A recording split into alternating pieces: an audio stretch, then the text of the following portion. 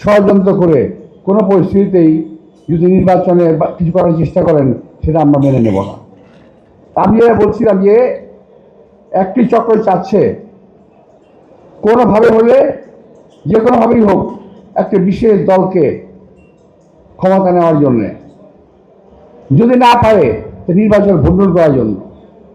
এই দেশের লোক অনেক কষ্টে, অনেক যুদ্ধ করে, অনেক রক্ত দিয়ে 17 বছর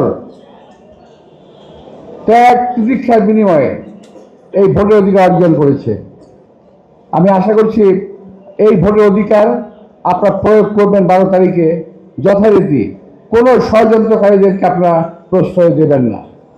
ভোট দিয়ে ভোটিং সেন্টারে আমাদেরকে দাঁড়িয়ে থাকতে হবে রেজাল্ট না নেওয়া পর্যন্ত। আমরা 17 বছর অপেক্ষা করেছি, আমরা কয়েকটা ঘন্টা অপেক্ষা করবো ওখানে। ওদের স্বপ্ন পূরণে পাশে থাকতে পেরে আমরা গর্বিত।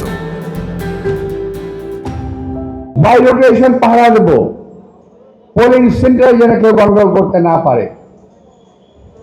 আমরা শুনেছি অনেক রকম প্রক্রিয়া হচ্ছে, সেই প্রক্রিয়ার ফাঁদে আমরা পা দেব না।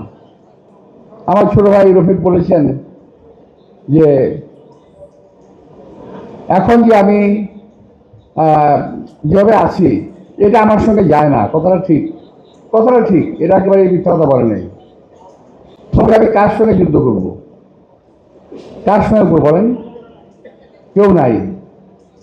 আগে করেছি আমাদের সিনিয়র নেতাদের সঙ্গে করেছি, সিনিয়র আমাদের সময় বয়সী। এখন এমন কেউ নাই। এরা পড়া পক্ষে সে পড়ার জবাব আমি দেবো না। আমি ওদের পাতা ফাঁদে পা দেবো না। ওরা চাচ্ছে কি জানেন? যে আমি কোথাও না কোথাও একটা গন্ডগোল করি। আমি সে গন্ডগোলে যাবো না ভাই। তোর যত চেষ্টাই করো, কোনো গন্ডগোল ঝগড়া ফেসাতে আমি নাই।